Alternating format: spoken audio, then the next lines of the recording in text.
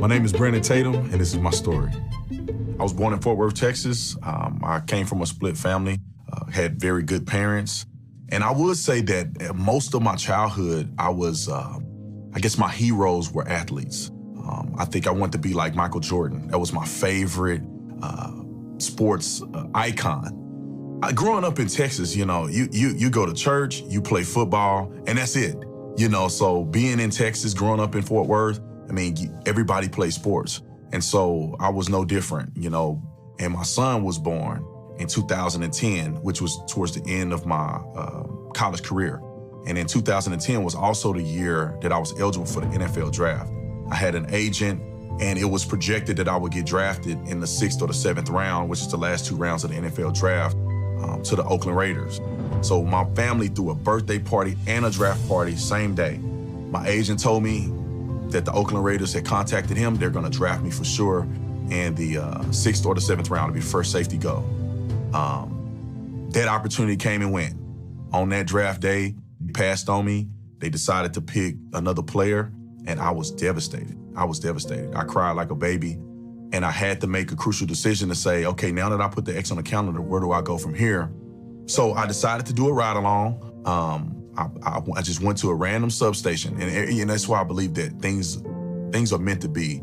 And so I pull up to the substation. I pull right up on this officer. I pull right up next to him, and I said, hey, can I do a ride along with you? And Officer Sean Payne, who's a white officer, he looked at me. I could tell he was shocked. He was like, what is this guy doing? And then I asked him to do a ride along, and he said, of course, man. Come by next week. We'll get you signed up for a ride along. And I went to do the ride along with Sean Payne, the emergency call of a young man who's actively committing suicide. And I literally saw them save this kid's life. He was actively cutting his wrist at a table at the back near the kitchen of this little small studio apartment. And I remember him saving his life. They ended up getting him to safety, getting him to some help. And we get back in the car. And I remember before we went to the call, Sean was asking me about my family. He was talking about my mom and dad. And then we get back in the car, and I remember him resuming the conversation. And I was at a loss of words. My heart was still beating like this. And I remember him asking me, what were you saying about your mom? And I'm like, my mama, I have a mama? I was totally just flustered. I asked him the question. I said, man, did this happen every day? He like, oh yeah, I do this every day. And at that moment is the moment that I first discovered a hero. For the first time I saw a hero. And I used to think that athletes were heroes. And nothing against athletes. You work hard. I know the sacrifice that's being made, but that's nowhere near what I saw from Sean Payne doing that on a day-to-day basis and being able to recompose himself or gain his composure after seeing something so horrific. And at that moment in the car, I said, this is my calling. This is what I want to do. I want to be a hero like Sean Payne. And I became a police officer, and I was a police officer for 6.5 years. When I was growing up, automatically, I was a Democrat. My whole family they were all Democrats. And as a black man in America, growing up and from pure influence, Democrats are for the black people and Republicans are racist white people. That's what I grew up knowing. And it held true even when I was a police officer, when I first got on the police department. But I began to be challenged by other police officers. Some of them were my friends that loved me, cared about me, and knew me better than just by anybody else.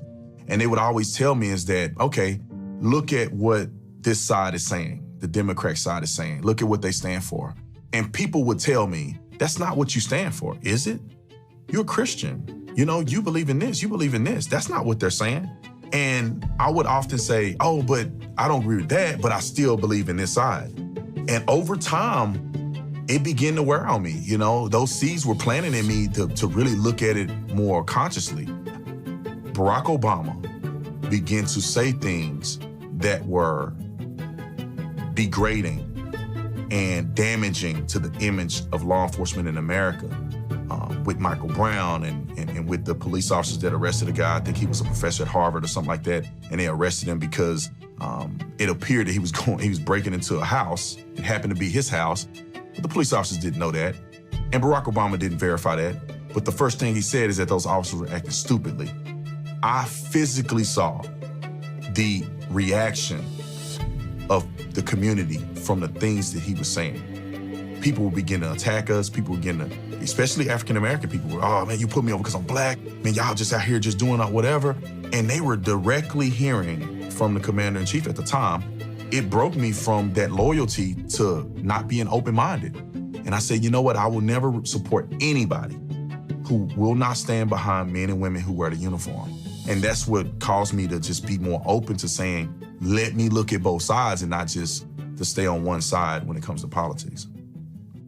I've never met a racist police officer, ever. I've never known anyone that I even thought was a racist, even if they didn't project it. It's very difficult to be a racist police officer, given the fact that you can't monitor who you go and serve with your life. And all of us police officers, whether you black, white, male, female, we all worked as a family. I would die for any one of those police officers, no matter what color they were. And the white police officer in our department would die for me in a minute. And they would defend me harder than anybody else. You know, I'll never forget the scenario where it was a young officer. He was fresh on the police department. I had a couple years on him. We went to a call of a white supremacist or white nationalist or something that he was. And he did not want a black man taking a black police officer to be at his call.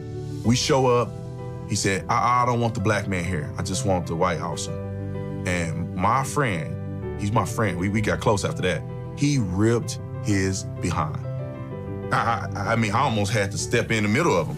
He said, how dare you say that to my fellow police officer? We'll leave. We won't serve you. You a piece of crap for saying that. And I supported that. And me and him became close friends. Never had a negative racial interaction with any of the police officers I was a part of. And a lot of policing in America has nothing to do with race. It has everything to do with behaviors. Because this is what people fail to realize, because they're ignorant and they have an agenda. The advice that I would give the younger B. Tatum is that first, build your relationship with God. That's the most important thing that you can do. And secondly would be believe in yourself and dream big. People are going to consistently try to put you in a box, tell you what you should think, tell you where you should go.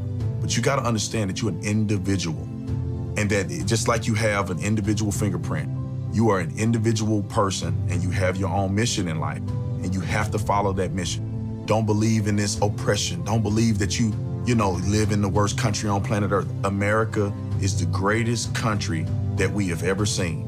You have an opportunity to be whatever you want to be in this great country.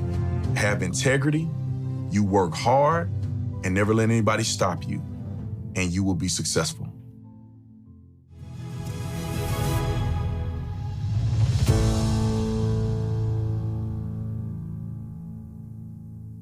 Thank y'all for watching. If you want to